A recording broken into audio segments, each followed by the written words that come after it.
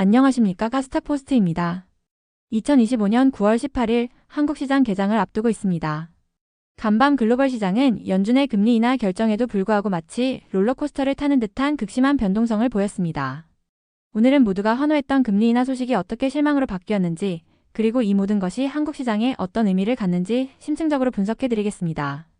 어젯밤 시장은 정확히 두 개의 서로 다른 이야기가 충돌하는 현장이었습니다. 첫 번째는 비둘기파적 금리 인하입니다. FOMC는 예상대로 25bp 금리 인하를 단행하며 완화 사이클에 대한 기대감을 키웠습니다.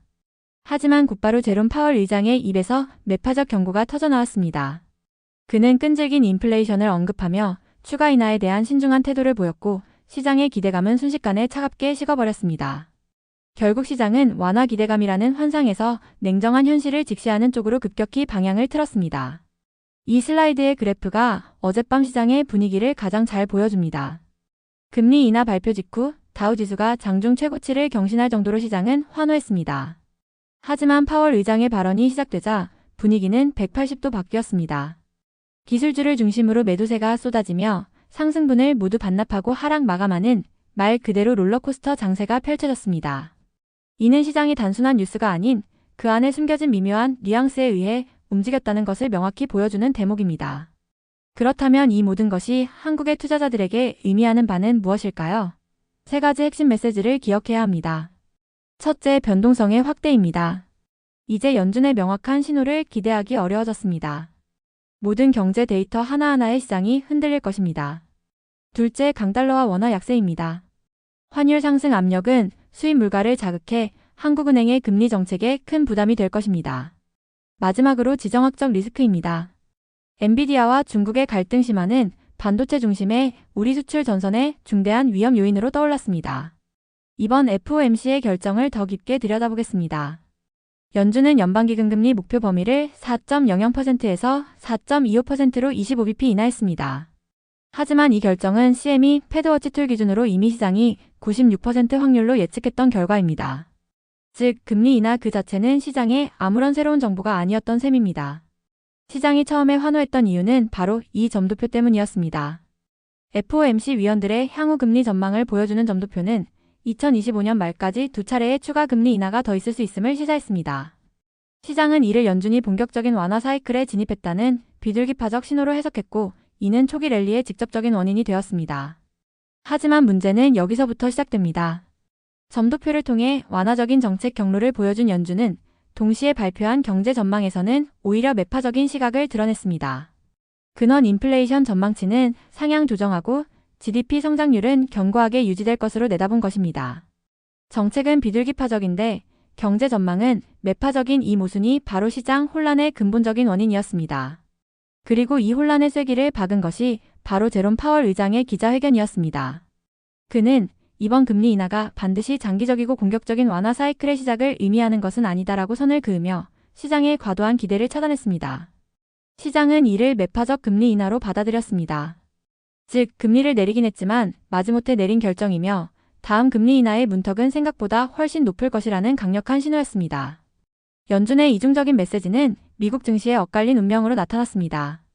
다우존스 지수는 은행주 등 가치주 중심의 강세에 힘입어 0.57% 상승 마감했습니다.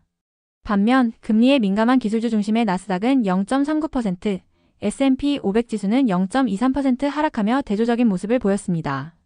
10년물 국채 수익률 역시 하락 출발했지만 결국 상승 마감하며 시장의 불안 심리를 반영했습니다. 시장의 분열은 섹터별 움직임에서 더욱 명확히 드러났습니다. 금리 상승의 수혜를 입는 금융주와 안전자산으로 꼽히는 필수 소비재, 그리고 내수 경제에 대한 신뢰를 바탕으로 한 중소형주는 상승세를 보였습니다. 반면 장기 금리 상승에 가장 취약한 기술주와 경기 둔화 우려를 반영한 경기 소비재 섹터는 하락을 주도했습니다. 특히 시장의 대장주였던 엔비디아와 아마존의 하락이 두드러졌습니다. 특히 채권 시장의 움직임은 매우 중요한 경고 신호를 보냈습니다.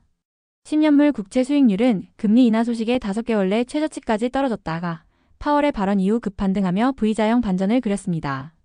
금리를 내렸는데도 장기 금리가 올랐다는 것은 채권 시장이 연준의 정책을 불신하고 있으며 섣부른 금리 인하가 미래에 더 큰 인플레이션을 불러올 것이라고 가격에 반영하기 시작했다는 의미입니다.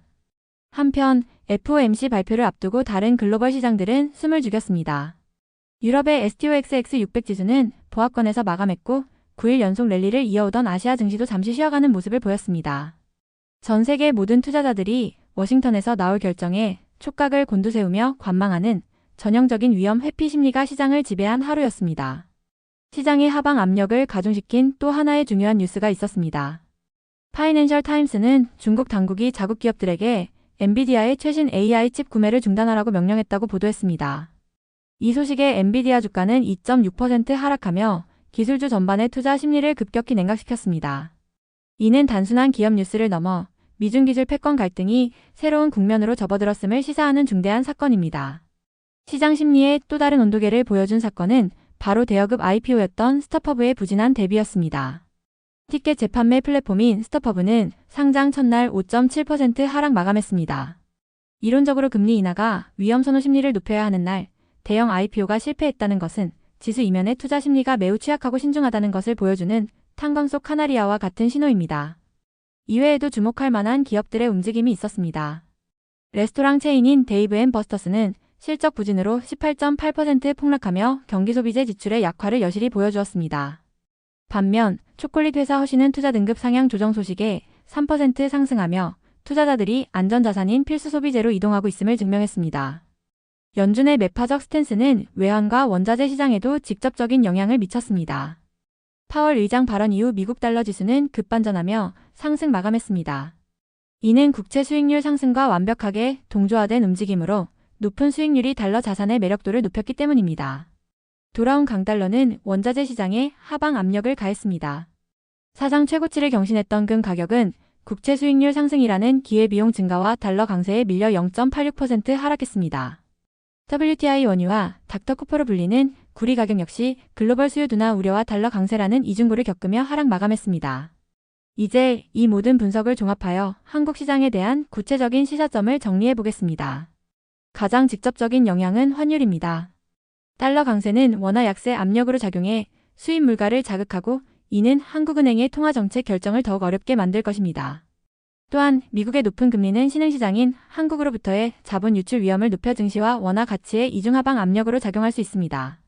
섹터별로 살펴보면 전통산업의 위기가 우려됩니다. 정유 및 화학업종은 유가 하락이 단기적으로 원가 부담을 덜어줄 수 있지만 만약 이것이 글로벌 경기 둔화의 신호라면 수요 부진을 더욱 심화시키는 양날의 검이 될 수 있습니다. 구리 가격 하락에 직접적인 영향을 받는 비철금속 업종 역시 중국의 디플레이션 수출 가능성이라는 구조적 위협에 노출되어 있습니다. 우리 증시의 핵심인 기술 섹터는 이중고에 직면했습니다. 미시적으로는 엔비디아 중국 뉴스가 보여주듯 예측 불가능한 지정학적 리스크에 노출되어 있습니다. 거시적으로는 삼성전자, SK하이닉스와 같은 대형 성장주들이 미국 기술주와 마찬가지로 미국 금리 상승 환경에 취약합니다. 달러 강세의 긍정적 효과가 글로벌 수요 둔화 우려로 상쇄될 가능성이 높은 상황입니다. 결론적으로 시장의 초점은 이제 언제 금리를 내릴까에서 다음 금리 인하를 위한 조건은 무엇인가로 완전히 이동했습니다. 예측 가능한 경로는 사라졌습니다. 앞으로 발표될 인플레이션과 고용 관련 경제 데이터 하나하나에 시장이 극도로 민감하게 반응하는 높은 불확실성의 국면으로 진입했습니다. 오늘 18일 우리가 주목해야 할 지표는 필라델피아 여는 제조업 지수입니다. FOMC 이후 처음 발표되는 주요 경제 지표로 경제의 건전성을 가늠해 볼 수 있는 중요한 단서가 될 것입니다. 또한 닫은 레스토랑 등의 기업 실적 발표를 통해 소비 심리의 변화를 확인할 필요가 있습니다. 최종 결론입니다. 금리 인하라는 반가운 소식은 끈질긴 인플레이션과 지정학적 긴장이라는 냉정한 현실 인식으로 대체되었습니다. 오늘 한국 시장은 간밤 미국 기술주의 하락 반전, 달러 강세, 그리고 반도체 및 산업재 섹터가 직면한 구체적인 역풍으로 인해 하방 압력이 우세할 것으로 전망됩니다. 그 어느 때보다 방어적인 포트폴리오 전략과 환율 움직임에 대한 면밀한 관찰이 중요해진 시점입니다. 지금까지 스탁포스트였습니다. 저희 분석이 여러분의 성공적인 투자에 도움이 되기를 바랍니다. 내용이 유익하셨다면 구독과 좋아요 부탁드립니다. 감사합니다.